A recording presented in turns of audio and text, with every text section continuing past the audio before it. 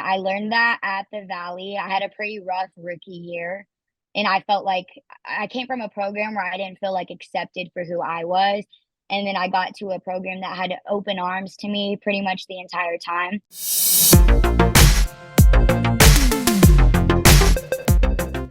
What's up, guys? Welcome to another episode of Cheer Up. Today on the podcast, I have a very special guest, a young lady by the name of Hailey D'Lynn Smith. She is a former TVCC alumni cheerleader and is currently attending Weber State University. My chat with her was very extensive, was very long, it led to a two-part episode. So you will see her again on part two. But other than that, it was a great conversation with Hailey. I love chatting with her, getting to know her and getting to know her story, which is pretty unique. And you'll be able to see when you see the podcast. I'm just going to leave it at that. So without further ado, here's Hailey D'Lynn Smith. So Okay. What's going on, Hailey? How are you? How you doing? I'm great. How are you? I'm doing awesome. Thank you. So thank you for being on the podcast. I think you're a great candidate, role model for kids coming up these days. And I just want you to share your story here on the podcast, all the way from where you were when you started your cheer career, or when you started doing any kind of tumbling or anything like that, to where you are right now. So tell me a little bit about your Okay. journey. So my journey is kind of different than most people that you will speak to that are cheerleaders at this level. I actually started cheer 2 years ago. So I was an elite gymnast up until I turned 18. And I had no cheer experience prior to my first year at Trinity Valley. Vontae and Monica actually found me at my state gymnastics competition in Dallas back in 2019. And they had no idea at the time that I had never cheered before.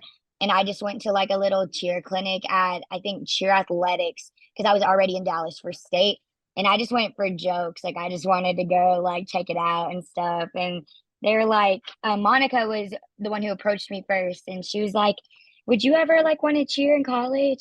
And I was like, no, never. I was like, absolutely not. Wow. Because in gymnastics, like, I know in gymnastics, it's like, why would you do that? Why would you cheer? And then I went to a couple practices with Navarro and I was like, whoa. I was like, this is awesome. I want to do this. And after a while, I started conversing back and forth with Coach Vontae and Franklin a lot. And I went to visit the Valley one time and I just knew it was the place for me. I was like, I want to be here. And they signed me in December of 2020. And then I started my first year at Trinity Valley in 2021. And from there, I had an awesome time.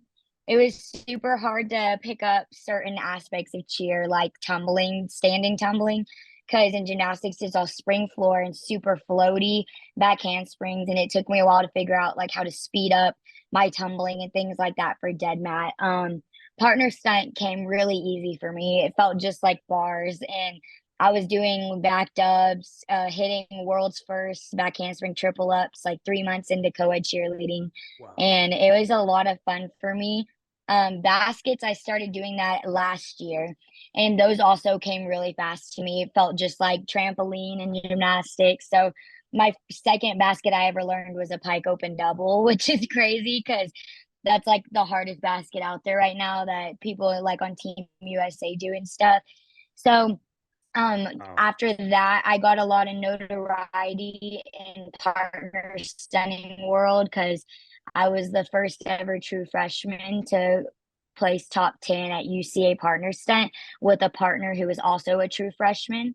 So we were both 18 years old competing against like the greats like Elsa and Matt. And it's cool now because I'm on a team with them here at Weber, and all the people that I like looked up to when I first got into cheer, they're like my teammates now, which is awesome. And they're all really awesome people that kind of mentored me and guided me to where I am now. And after getting that notoriety, Summer decided that she wanted to sign me. She talked to me my rookie year at UCA Partner Stunt, and then again at NCAA Daytona this last year.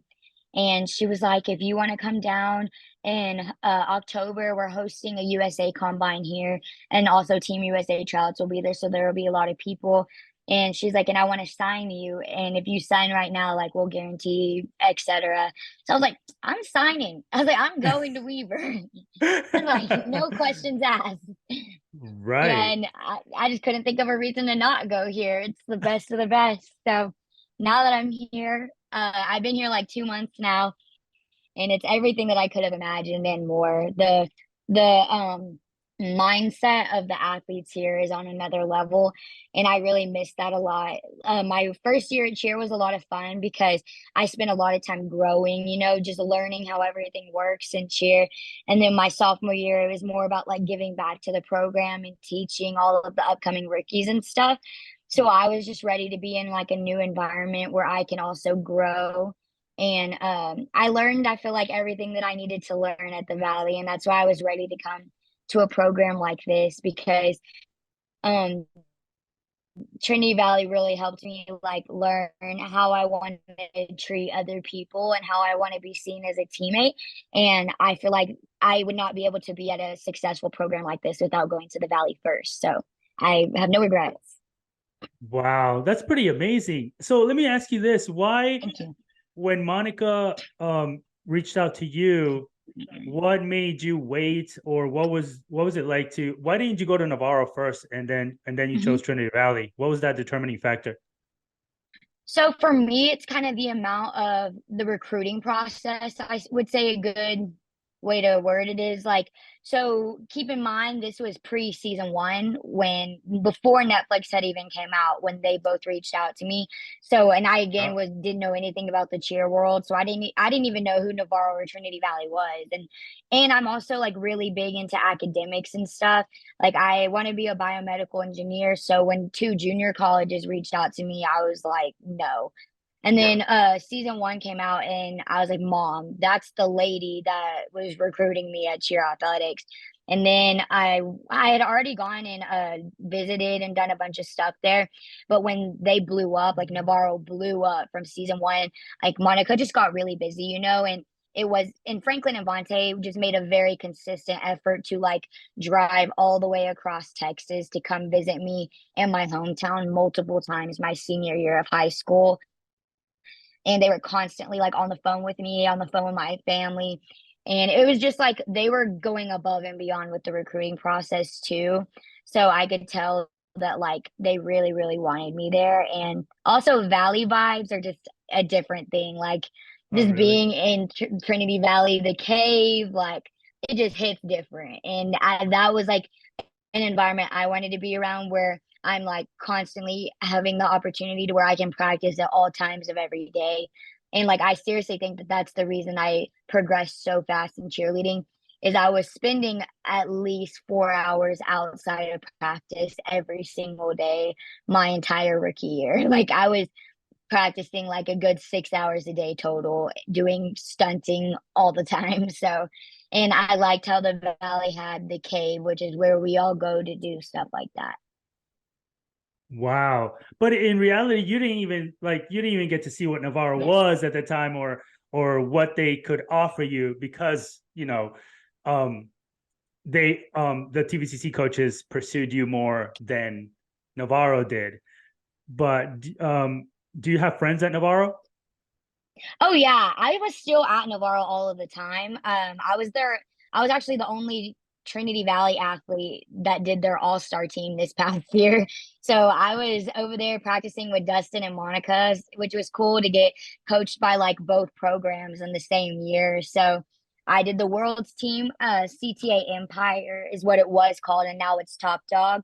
I did their Oh, level 17 with them, and we actually did really good. Like our first time ever competing as a team, we qualified to day two for finals at Worlds, and I don't wow. remember what place we got, but it wasn't bad. It was good for like a first year. Right. Oh, wow. That's pretty amazing. Yes. Only 2 years in cheer. From watching your videos, I would have thought Mhm. that you've been doing this forever. Like, Yeah. so tell me, I know you have an extensive background, in your Instagram bio. Tell me Yes. from the very beginning of Hmm. when you were little, how did you get into gymnastics and then Hmm. going on till now? So, my mom had always wanted me to be put in like some type of athletic activity. I've always been an Energizer bunny, and I need to like get that outlet. Like I'm constantly on the go, and that's actually funny though because even now I'm like that with the boys I stunt with. I'm like, okay, let's go, Yeah. and I forget that they're the ones throwing me. Like they need a break.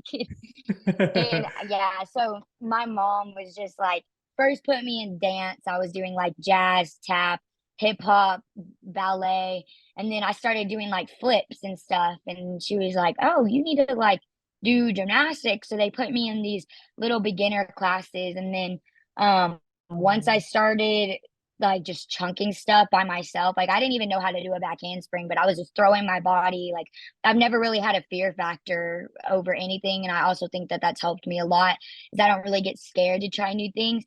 So it was more like a my mom was trying to protect me, and she's like, "We need to get you some good coaches to teach you how to do this stuff safely, so you don't hurt yourself." So I got moved up to club gymnastics, which is like levels. It's USAG levels, so you have level 1 through level 10 before you get put on like a US national team training for like Wow. the Olympics and stuff like Yeah. that. So I started all the way from the bottom and then I worked my way up.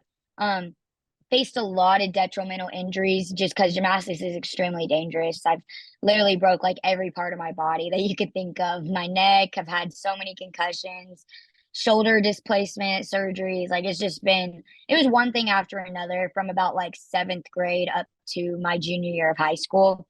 And all of those injuries just kind of put you out for a while. So, and it's Yeah. really, really hard to play catch up in gymnastics. Like you notice the difference in your muscle strength and all of that, even being out for as little as 2 weeks. So it was more like my body just wasn't built for like that high caliber of gymnastics past like level 10. I got up to level 9, level 10, my senior year of high school. And that's kind of where I like stayed at. And then that's also around the time that I figured out what cheerleading was. And it's funny because my whole entire family were cheerleaders, like my mom, grandma, aunt. My aunt was actually alumni at Texas Tech co-ed. She was on the Oh co-ed team and wow. went to Daytona and everything. Yeah, back in I think I'm not going to say an age because I don't know, but No worries. it was a couple years. Yeah, I'm just not going to Yeah. say an age, but and they were all trying to get me to cheer for the longest time. And they put me like in game day cheerleading in high school. And I mean, that's nothing like what we do. It's just like cheers and signs and Pom megaphones. Yeah, I'd poms. never, right. Yeah. So I didn't even flip my body or anything. And that's why I originally also didn't want to do college cheerleading. So I was not a huge fan of game day cheerleading. And I was like not trying to pursue that as a career. And then when I found out like about Daytona, and how there's like a whole competitive side to cheerleading. Like looking back, I wish I had been put in all-star cheerleading growing up because I would have loved it. Wow. So, from the point of you being in high school, a gymnast, what intrigued you to cheerleading? Was it when they started reaching out to you? How did they even find you? How did they, Can Monica you say that and again? I'm oh, sorry, you cut out. it's okay. So, what intrigued you to become a cheerleader, or and even like how did they find you, or is it well the point that they found you is that when you started like thinking of to become a cheerleader? How did that happen? So this was when I was at the clinic at Cheer Athletics, and they had me start trying like pull Uh-huh. ups and stuff, and I was hitting everything like first try, and they were like, "Where did you cheer at?" And I was like, "Well, I don't cheer. I'm a gymnast." And they love Wow. gymnasts. Like all college coaches love gymnasts because yeah, you have this natural body control and body awareness that's just like instilled in your brain from a young age. So like whenever I watch people that cheer with me, they have to be told like squeeze your body this way, point your toes, hold your legs at this angle. But like for me, those are all angles that have been like instilled on how you hold a handstand on the beam or the bars. So it just makes it Oh easier on the yeah. coaches. But also it's like just the tumbling aspect's a little hard for gymnasts to pick up. And like running tumbling for us, it's like you run off hand double. There's no like Arabian through to whip fulls. Like you don't do that stuff in gymnastics. It's like a straight running pass, stick stand, pretty hands. And I had to learn how to be sharp, things like that. And they liked me too because I was really small. And it's really hard to find tip tops at the college level. I'm 4'8", so I'm very, very short. And Can Vontae needed a tip top because they were losing two that year. you And that's explain for also the why people? he wanted me to, was to be the third level of the pyramid. Can you explain for the people that don't know what's a You tip said top? what? Can you explain for the people that don't know, the audience that may not know what a The tip third. top is? What a tip top is? Yes. Yes. So a tip top, there's three levels to college pyramids. You have like the shoulders, which are like the boys for co-ed teams. Then you have mid layers, which are you're more like tumbler girls that lift like us who are on the third level, and we're the ones that get thrown from the bottom all the way up to the third level of the pyramid. And this typically happens at like the very end of the routine after all of them have tumbled, stunted, jumped, flipped. So everyone's really tired at that point. So that's when they Vontae calls us the midgets. So he likes the midgets to be the tops because yeah, I'm 4'8", so I technically am a legal midget, but he just always jokes about that. That is so funny. Yes. So from gymnastics to cheer athletics, is that what? That's just where I was, because I was at a state gymnastics competition, and then my teammate actually saw that they were hosting a clinic at cheer athletics, so that's why we went. That that's why. That's what I Yes. wanted to know. How did you get into cheer athletics? All stars, or but you didn't compete for them at all. You just went to a clinic. Yeah, I just went for like a little clinic they had on a Saturday there, and it was like a college recruit like combine or something.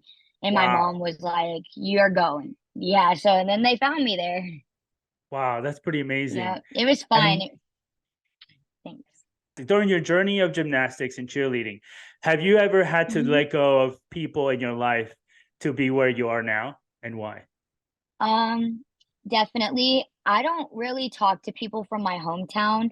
I wasn't a huge fan of like the quality of people there and the mindsets because like I felt like I was always super driven. I didn't really need to be pushed by coaches. It's nice to have that at this level, but I never really needed that. And I was always the one wanting to go like above and beyond. And it was often like looked down upon, which was kind of weird where I came from. So I think it's just like a difference of mindsets. Like I have a growth mindset for sure. And I felt like I was at a program where there was a lot of fixed mindsets. And I was just kind of ready to get out of that gymnastics area because keep in mind gymnastics is a very individual sport. Like you're not cheering on your team. It's like, okay, if she falls, then I win. Like that's kind of the mindset. And in cheer, it's like you want everyone on your team to do as best as they can because y'all are all fighting for the same goal. And in gymnastics, like it really doesn't matter how your teammates do because for the team score, like they're going to take the top three scores on each event. So either way, like our team was stacked for gymnastics. We went undefeated all 4 years that I was with that program. Like we never lost a single competition. So it was like I feel like a lot of people just kind of stopped working hard because they became complacent. And I wasn't in that area. Like I was ready to grow. And if I could have gone to the Olympics, I totally would have in gymnastics. But when you in gym and the USA, especially if you're not like already on the national team by the time you're 15, like you're not going to the Olympics. That's just how it goes. Oh, really? Oh, wow, I didn't know that. Yes, I keep in touch with like two friends from high school still. They actually came and visited Trinity Valley, I think last year around this time. And it was really good to see them. And they were just like, you're a completely like different person. Like we can just tell you're in your element. And I was like, I am. I was like, I love every bit of this. Oh, that's awesome. It's amazing Yes. to see how young you are, and where, I mean, like I've seen all your videos, a lot of your videos, and I was just amazed and impressed by your athleticism, how like your drive, and I'm sure it takes a lot of discipline to be where you're at, and do the things you do. How Definitely, yes. how has are there times where you're like, I need to take a break, or I don't want to do this, or you're always go, go, go? I would say sometimes I get like that, especially around Daytona season when it gets very repetitive because you're working on like the same routine every single day.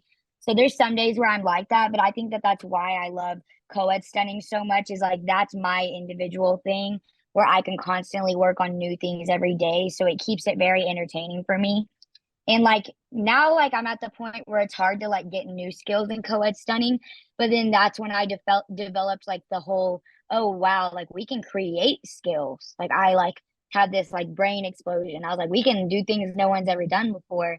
So then we start dedicating time to like figuring out how to make things work, and like we're gonna be the first to take this to one leg and one arm, like just things like that. And that's definitely what keeps it keeps me going, if that makes sense. And I also really love Yeah. helping people. And I love seeing like the boys' faces when they hit a skill, because like I can name every single guy that I hit my like first skills with. And it meant a lot to me that like they took out their time to help me. And now I love doing that for other people. And I love helping girls too, because there's some girls that do get very frustrated when things don't come easy to them. And I like being there, being like a mental coach as much as like a physical coach too. Yeah. Well, nothing comes easy, and I'm sure Right. you're you're an example of that. Um, but Definitely. yeah, what's what's one of your biggest regrets in either gymnastics or cheerleading? Um, I can definitely name my biggest regret in gymnastics. So I was at level 8 state championship qualifications, and I was really sick leading up to this competition. And bars was always my event in gymnastics. Like I was breaking records and things like that for Wow. our school. And I like that was my event. So that wasn't something you would ever like expect me to mess up on, if that makes sense. Yeah. Like my event that I would mess up on would be like vault, but like bars, what happened was very unexpected, and it actually cost me like the placing that I wanted. And right before I went, I started thinking about my pirouette on bars, which is like you're in a handstand on the low bar and you twist around, you do a kip up to get to the high bar. And the Okay. pirouette was like my second skill. It was my second skill, like my opener basically. And like right as I was about to jump to the low bar, I started thinking about it, and like my brain was like, oh my gosh, how do I do this? Like, so when I was going, I literally forgot how to do a pirouette and I fell. And then I got up and tried it again, Wow. fell again. And then I had to jump and finish the rest of my routine. And at that point, I was so tired from like trying to keep myself from falling. Like the rest of my routine was just horrible. And I couldn't even finish my dismount. And I still qualified, but like it was like such a low score that I don't even remember if I made it all around qualifications. I think it was like individual for the other three events. So I wouldn't have been able to do bars anyways at state. And that's like, that was my event. So I That just, was your thing. also my coach was, again, crazy. There was a lot of crazy club coaches. Like I'm sure you know, Yeah. gymnastics background. It's just as crazy as cheerleading is when you're at that level. So I ended up not going, but that actually taught me like a very valuable lesson, is that I need to trust my reps. And now, like anytime before I go out and compete, especially in cheerleading, I always remind myself like I've done this hundreds of times, and there's nothing I can do now to change anything. So I just need to accept that like we're about to go do this, and what's gonna happen is gonna happen. And I need to trust my body because it knows what it's doing. And that's like kept me going on the right track so far. Like I've competed at Daytona every year now, and both days have gone good, knock on wood. So I've done good both days. And I always tell Nice. myself that and tell my team that like there's no reason for us to doubt ourselves now, because you have to trust your reps, and that's really all you can do. And that's all you can control about those types of situations, is the work that you put in and that it's going to pay off. So like in hindsight, like that did teach me a lesson that I don't think I would be able to handle now, because Daytona is a very, very big competition and it causes a lot of nerves because you can see everybody.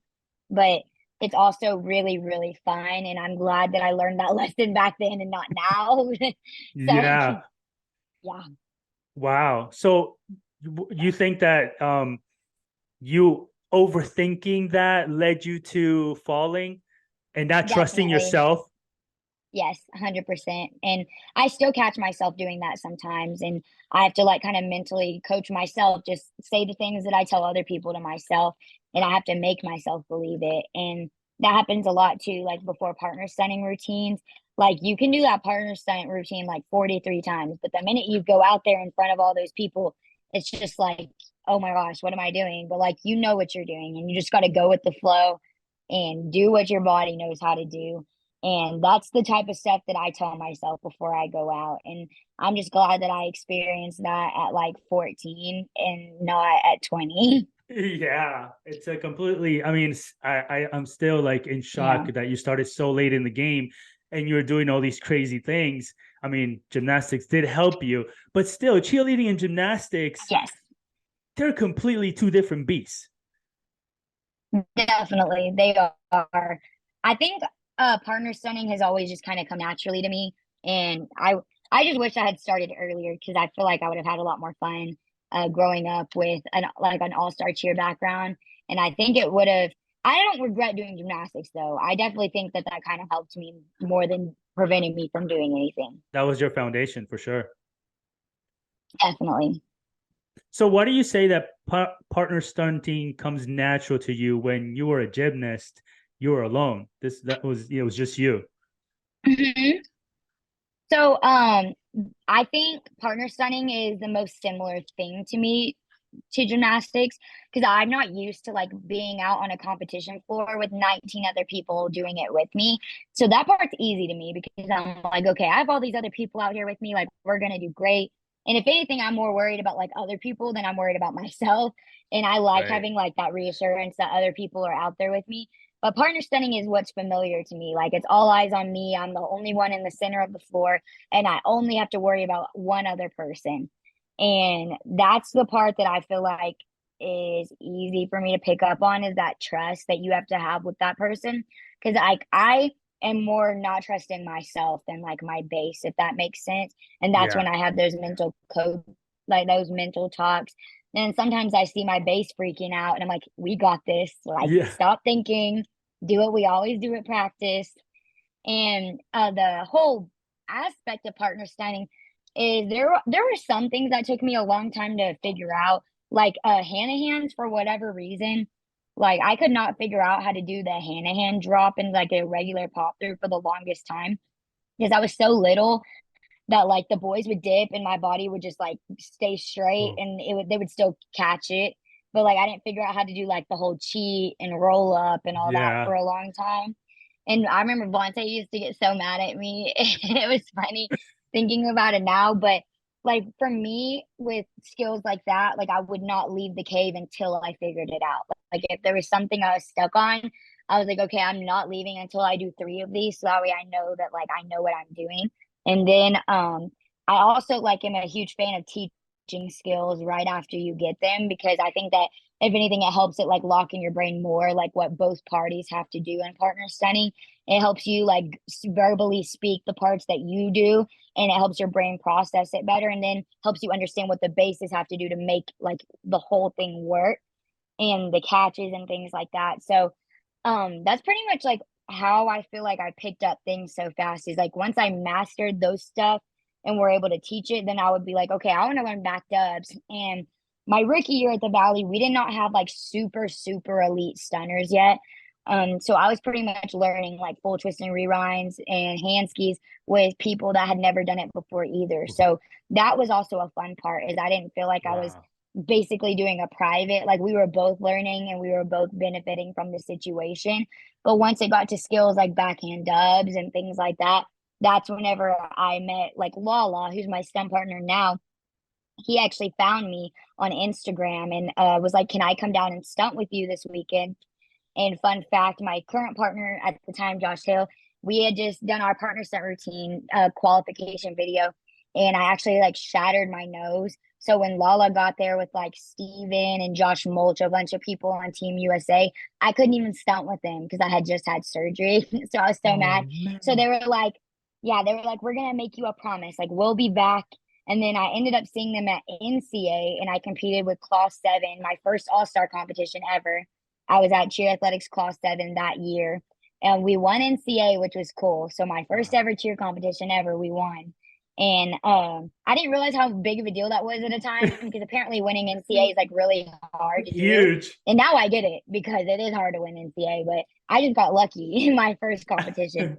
And then I studied with Keyshawn, Lala, and a bunch of other people in a hotel lobby right outside of the Kay Bailey Hutchinson Center. And then that's when we did all those videos that went viral, like the back handspring triple up and things like that. So then I had all of these boys on Team USA. They were like asking me to stunt with them. They were like, I'll come to Dallas, I'll come to Trinity Valley. Like, can we stunt? So I started throwing crazy stuff with them, and I picked up a lot of like technique for super elite skills. Then I went back to the valley and started teaching like Josh Hill, who is my stunt partner. And then we started kind of building like a powerhouse of like super elite athletes for like last year's team stunning wise. Like we've always had really good tumblers, like amazing best in the world tumblers. But like last year we had like a whole team of boys who were doing hand skis, back dubs, like front 1.5. And then that's also why we Wow. became like the first ever team at Trinity Valley to compete like spinning inversions, like back handspring pull ups, front 1.5. We competed both of those my 2 years at the Valley. And then we actually went to Navarro too. And Lala was like, I really love stunning with you. Like, if I come to the Valley, can we do partner stunt next year? And I thought he was joking, but he actually Yeah. came. So we did partner stunt, and me and him actually went and taught a bunch of people at Navarro like skills. Like he taught Paige and I taught Oliver their back dubs. And we were just going around like stunning with everyone for fun. And it was just like it was a really awesome experience. And I think the amount of reps that I got with so many different people all over the cheer industry is really just like what helped me get this technique to where I can stunt with anybody now.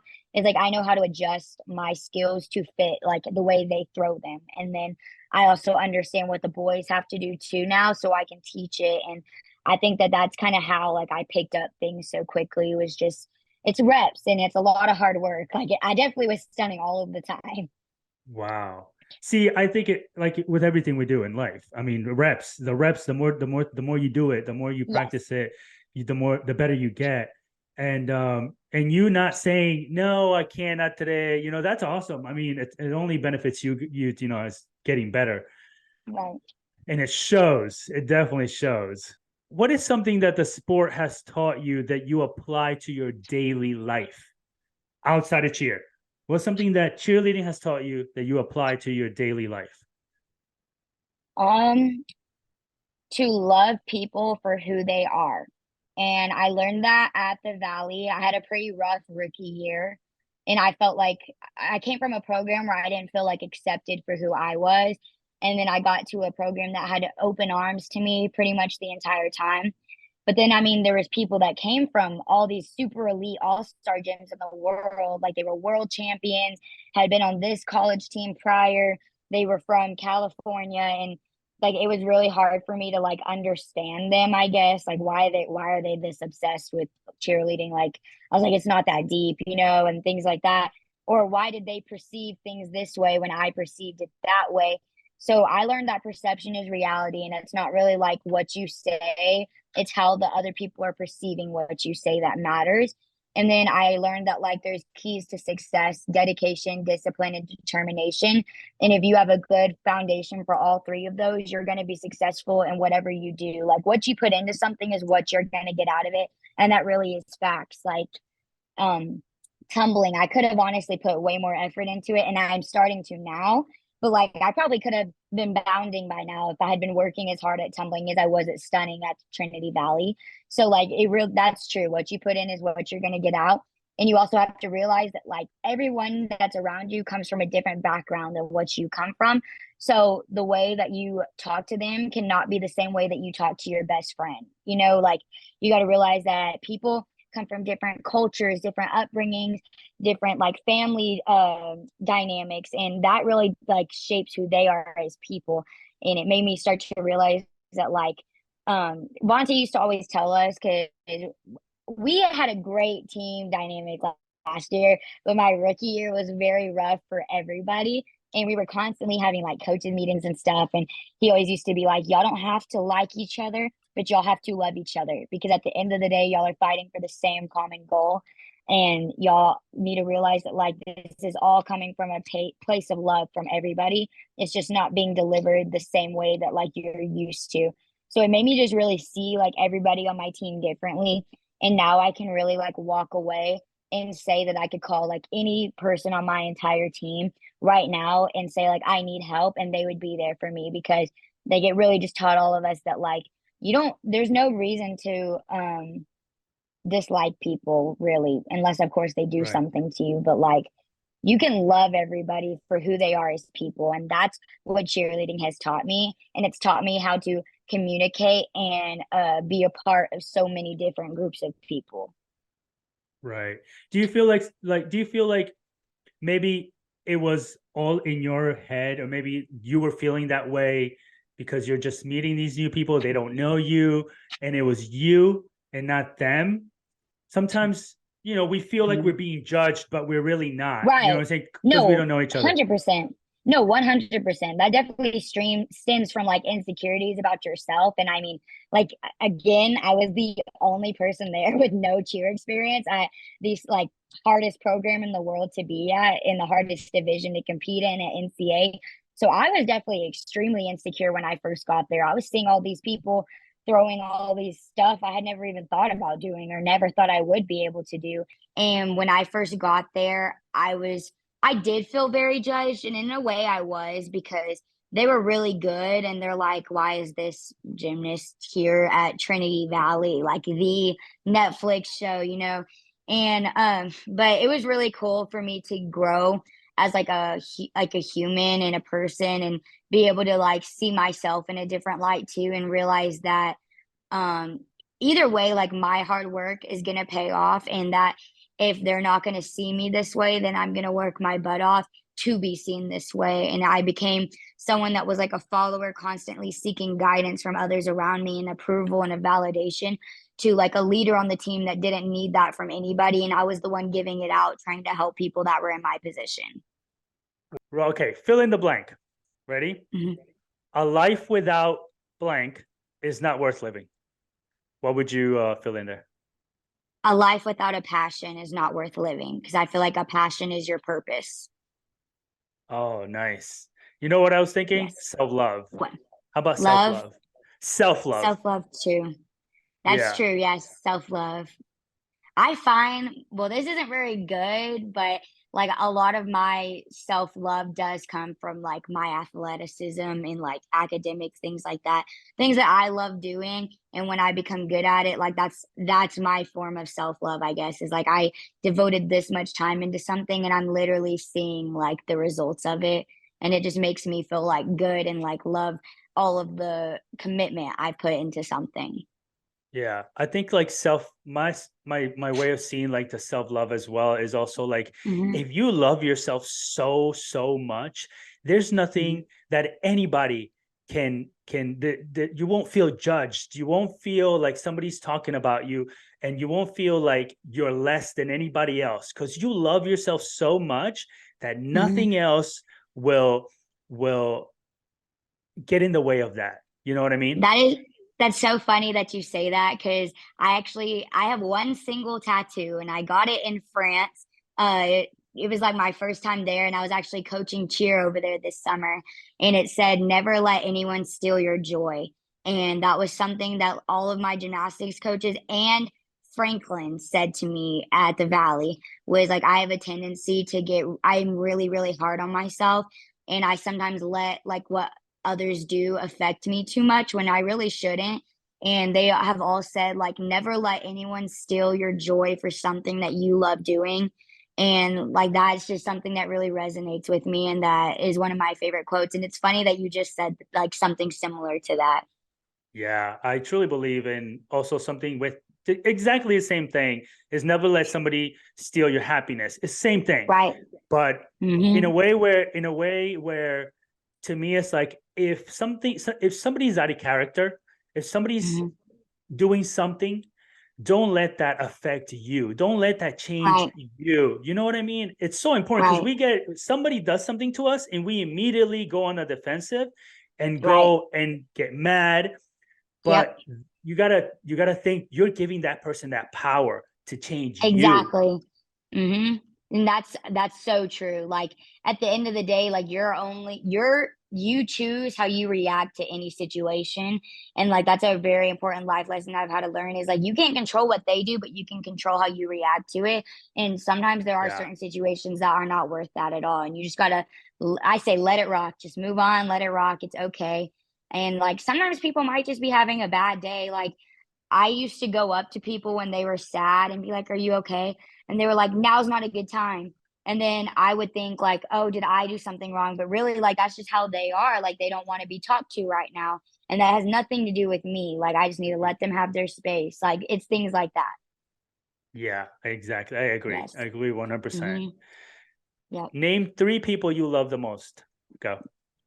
My mom, 100%. She's been my biggest supporter through everything and has been through all the ups and downs of my character growth and athleticism growth. Like, she's really been there for me 100% of the time. My dad wasn't in my life for like 7 years. He Was got not or was? was not. Yeah, was not. I stopped visiting him. My family's been divorced my entire life, so I kind of always grew up going back and forth, and that was like another thing that really made gymnastics a struggle for me too, was I was missing out on a lot of practices and stuff, and I had like a very difficult family situation, and I kind of felt like they were putting me in the middle of it when I shouldn't have had anything to do with their disagreements, and it was like punishing me so I wouldn't get to spend more time with this person or that person. So I was Right. missing practices and things I really cared about. And so like once I hit that age, like me and my dad stopped talking until I turned 18. And it was really cool though Oh, because since my 18th birthday, like he is like one of my favorite humans in the world, and he's been like there for me all the time. Has been traveling to Utah to support me at games here. Went to the Valley to support me there. Flew to Daytona, like, and he's really good to ask for advice and things like that too. And my mom's more of like an emotional person, and sometimes when I'm thinking like seeking a logical solution, that's when I go to my dad. So love my dad. And then I would say, oh, this is hard. I would say Franklin at the Valley because he taught me like so many important life lessons. And I wouldn't say like what's a good way to say it? He helped me grow with confidence that I was always needing to get to the level that I'm at now. And I felt like my lack of confidence kind of held me back some. And he helped me learn how to have humble confidence. Like you doing things and like you working hard shouldn't make other people feel a certain way. And if they're saying things to you, that's an insecurity within them, and you need to keep like working hard and doing what's best for you. And he helped me see like myself in a different light, I guess, that like I'm the one constantly like uplifting others, and that's kind of my job. And that's what brings like me like self-love is I love helping other people feel accomplished and find that confidence that I found with Franklin's help, if that makes sense. And that's yes. really important, kind of like what you said. And I Yes. mean, my family was always doing that too, but it's different hearing your mom say like, "Go, sweetie," and then like a grown man that doesn't know you, like to Yeah. give you the rundown. You know what I mean? Yeah. I support you in that way, like a father Yes. figure would. Yes, he was definitely a father figure, and he still checks up on me like every single week. I love Coach Franklin. Nice. Awesome. Yes. Well, okay. One more person. I hope you say what I'm hoping you say. Myself. Yes. Thank you. I think it's important to love yourself. Seriously. And Yes. we always, it's funny how I had that question asked to me one time too. And I never thought Mhm. of myself, that it's important to love yourself no matter what. It is. It is. And I definitely do. And I just need to learn to also, I think this is also something that I've seen a lot of people in cheerleading struggle to find a purpose after cheerleading. And that's kind of why I'm glad like I had a whole life before cheer, because I know that once my time is up, like it's not going to be the end of the world. And then you see people that are kind of having, I don't want to say like midlife crises, but they'll like return to cheer to try to find like that purpose again, you know? Yeah, And you can't, that's something I had to learn too, is you can't like find all of your self-love and validation through like sports, because at the end of the day we grow old and you really can't do that sport forever. Like you have to find a purpose outside of like cheer, like, and that could be helping others, coaching, yeah, things like that, if that makes sense. Yeah. absolutely. I agree. Hmm. Absolutely. Yes. Um, as you know, cheerleading is all about teamwork, right? Right. So, in your opinion, what's one critical factor that you need in cheerleading to have a strong team? Communication. I've coached all over the world and I see a lot of times like that there's a very obvious problem going on, but they'll just kind of look around because everyone's scared to be that person to speak up. And what I always tell like my girls or my co-ed teams is I'm like there is never going to be a solution to a problem if the problem is not addressed. And if you're repeating the same thing over and over expecting a different outcome, then that's insanity. And I think that's actually a quote from Albert Einstein. I kind of reworded it, but I read that once and it really just made sense in my head. And I feel like a lot of times people are like, well, why is this still going wrong? And I'm like, well, you haven't communicated with your bases about what you feel and what the issue is. And same thing with like a team dynamic. My rookie year, we lacked communication entirely. And when there was communication, it was not positive communication. It was very negative, constantly Oh, bringing everybody down. This past year was the best team dynamic I have ever had on any team in my life. And I felt like I could go up to any person, be like, what you said, like hurt my feelings. And they'd be like, I'm so sorry it came out that way. Or I could be like, hey, I think you should do this in your basket. It'll make the body position better. Or I would be like, hey, can you watch this for me and tell me what I need to work on? Like, if there is no communication going on about solutions, then there's going to be no positive outcome. And again, at the end of the day, you are all fighting for the same goal. And if everyone on that mat isn't doing their best, then they are not doing their job. very well said. Thank you. Um, so I know you said you Coach Franklin, you mentioned Coach Franklin, but Hmm. do you have another mentor? Who is it and how has he or she helped you achieve your goals? Hmm. That's a good question. Coaching wise, like, see, I haven't really been coached by that many people because I just got into cheer. So I've really only had like Molly, Franklin, and Vontae.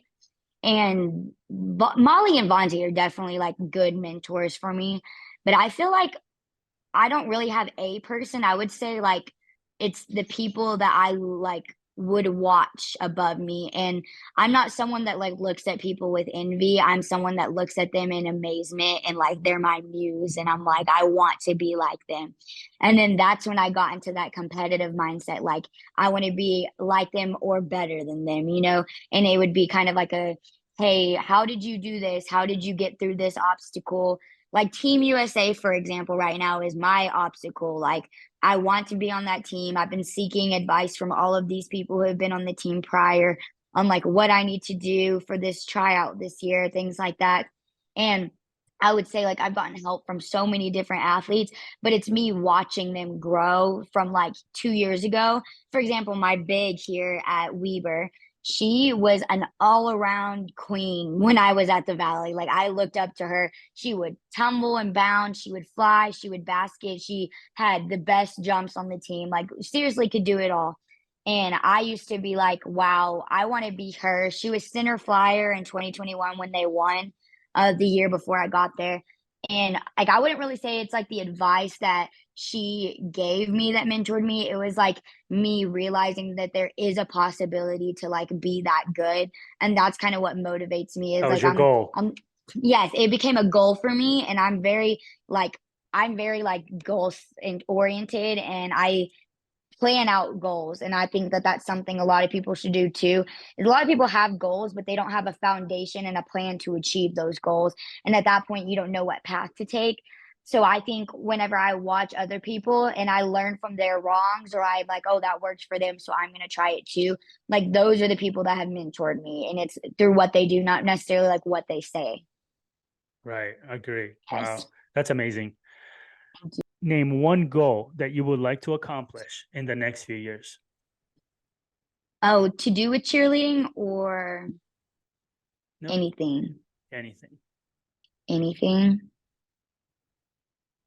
Have you set a goal for yourself in like the next few years?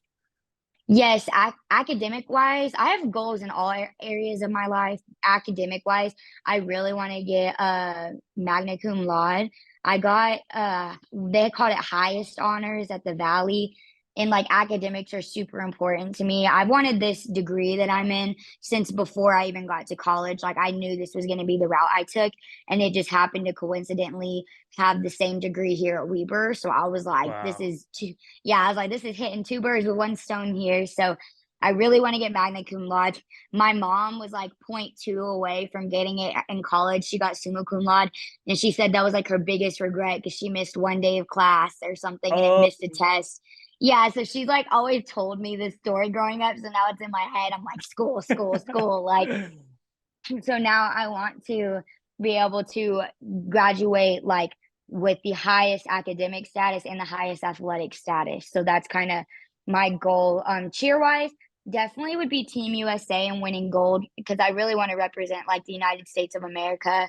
That was always my goal and dream in gymnastics. And I was really distraught when I kept getting hurt and kind of accepted my reality that that probably wasn't going to happen. And then when I found out that like, wow, I'm actually like, I was like, I'm good at cheer. Like, maybe I could do this. Like, I was like, wow. And then I started looking at the skills they were doing, and I'm like, I've literally done everything like that they're doing or more. And I was like, this is a realistic possibility for me. So that's why I've been working my butt off to try to get all the baskets, the tumbling, which I was lacking, and all of that stuff now. And that's my goal there. And then there's chit chat about it being in the Olympics in 2028. I don't know if that's going to happen or not, but I'll still be in college at that point. I'll be like 24, turning 25.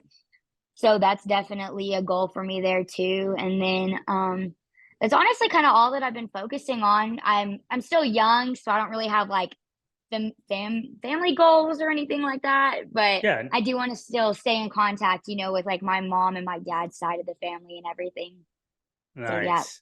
I love that. I love that goal. So what thank do you want to do you. with your degree? What is that degree? What when you graduate, what do you want to do? So it's a biomedical engineering degree. I'm still kind of in the earlier classes for it. I haven't gotten to like the extremely what is it called? Degree specific courses. But I pretty much finished all of my basics because I did only AP and dual credit classes in high school. And what you do is you create and design things for like that will help people. And again, I love like helping people in Yeah. cheer. So now I get to help people like just in life. And that could be creating artificial limbs, that could be creating braces for Oh, athletes. Like it would still resonate back with like something I love doing in sports if I want it to. It just depends like where I actually want to go. And by the time I actually get that degree, like it's like a 6 year like long process. wow. And yeah, and I have like I think 4.5 years left of it still. So, and who knows, I might be burnt out of cheer by then. I don't know. So I could go like a complete opposite route and do stuff for like the earth because there is a bio side. But I Right. also could still like stick with cheer if I am still cheering, doing like Team USA. I could create like braces that I need that haven't Yeah. been thought of yet, things like that. The So possibilities yes, are endless right now for you. right, yes, That's sir. awesome. I'm just Um, sad though, because I wish there was more like eligibility for college because I can only touch the mat 3 more times, which is sad, but it's okay. really? Three more years and that's it? Yeah, yeah, you only get 5 years to touch the mat at Daytona. Oh, wow. I did not know And that. then yes, there's some athletes that were athletes during COVID and they got 2 extra years. So they got to touch it 7 times total, like Colin, Gabby, Molly, like all of them from that area. Boosh and some of them, Jelani, that are on the team with me right now, like they're finishing out their like 7th year right now because they got that extra eligibility. I know, so I'm like, Wow. dang, All these people are leaving you when you're at your I prime. know. It's sad. there's a ton of athletes coming up though that I don't see it slowing down anytime soon. Like the fact that backhand dubs and front pops are becoming like a common skill now is crazy. Yeah. Just the athleticism is amazing. All right. Tell me about one of the hardest challenges you've had to overcome. Definitely my rookie year making that. Um, that was kind of what it came down to. I was dealing with a lot of mean girls, I would say.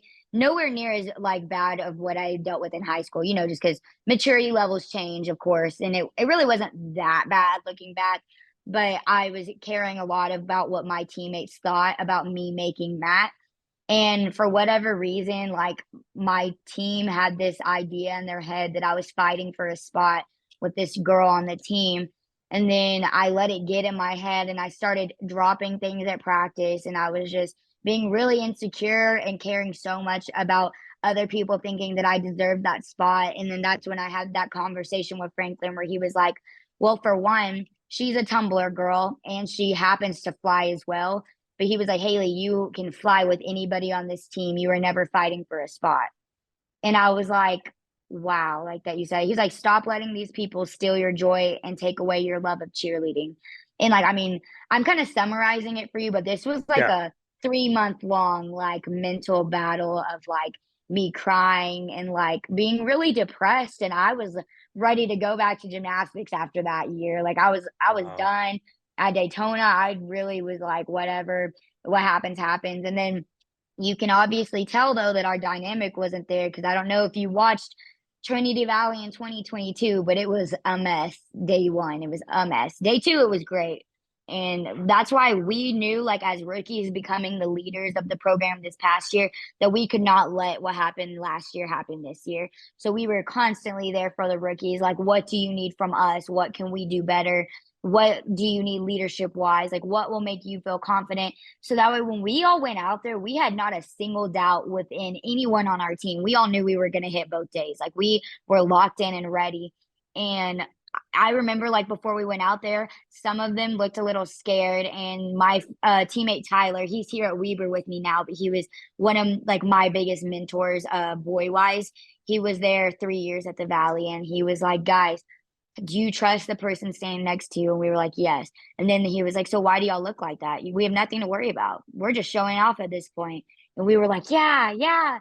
So we went out True. there and like we say that the Valley has like a curse. Like they have never hit building day one ever, ever, literally Wow. ever.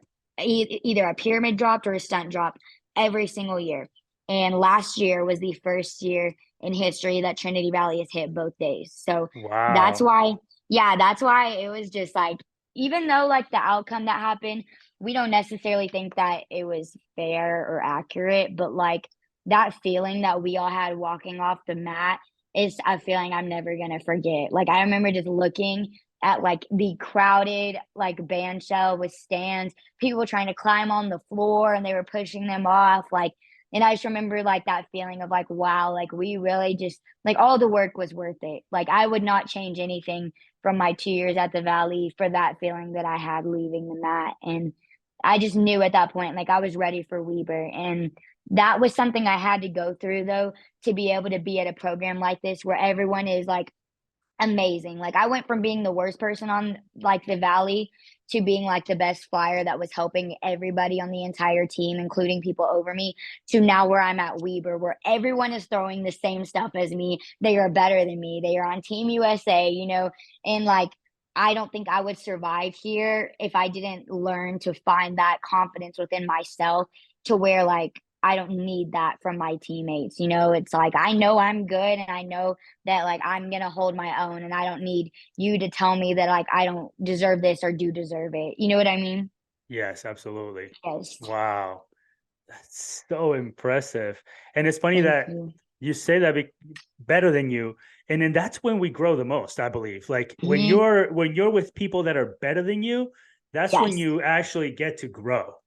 Yes. I actually had something really cool happen. Do you know Catabella? No. Cat. Kat is like definitely one of the best flyers in the world right now. I'm sure if you like look her up on Instagram, you'll be like, oh, like I know who that is. She's really good from Team Australia. Yeah. And she was one of the girls that I used to look at her videos when I first started cheering. I was like, how does she do that? Like, what the heck? And then she came and told me like last week, she was like, yeah, I used to look at your videos at the Valley. Like, I would try to learn these skills off of your Instagram. And I was like, you're kidding me. I was like, I was like, what? And I thought she was joking, but she was like, no, like seriously. And I was just like, bro, you're my friend right now. And I used to idolize you. And like when you, yeah, like you're just right. When you surround yourself with people that just, one, are confident within themselves, they are capable of being like a good friend to you to uplift you. And then like that's how the best athletes in the world are end up at Weber. Like I feel like there's just a lot of really good people with good character and good skills. And that's always what Matt and Summer preach to us is like you have to show us something that separates you from the other people because realistically y'all are all replaceable because y'all can all do all of the best skills in the world, but I need the people with good character and who are going to be good people on the mat and not bring others down. That's what's going to separate you at a place like here. And I was like, that's a really good point. It's Yeah. a really good point. And in life. That's Yep. yep. That's awesome. Yes. Okay, listen.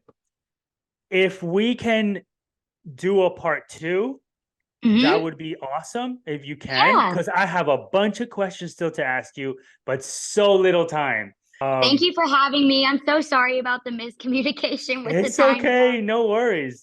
Oh, No I worries at saw you all. sent me that link in class, and I was like, maybe he's just sending it early. And then I looked at Instagram, and I was like, oh my gosh. I was like, crap. All right, guys. So we're running out of time, and I wish we can keep going, but there's going to be a part 2 for this for sure. Is that right? Yes, I'm excited. Yeah. Sorry, So just I talk a lot. Sorry. it's okay. I love it. Um, so just to for the audience that doesn't know, earlier we had a miscommunication on time because she's in Utah and I'm in South Florida. And I was like, 11 o'clock? Yeah, 11 o'clock. And then all of a sudden, her 11 o'clock is like 9 o'clock over there. So Yep. we started a little late. And so, therefore, you're going to get to see Hailey again on a part 2. And it's going to be exciting. Yes, thank you. I'm so excited to be back. Yeah. Thank you so much, Hailey, for your time and for being on the podcast. And yeah, I'll see you again. Yes. Later.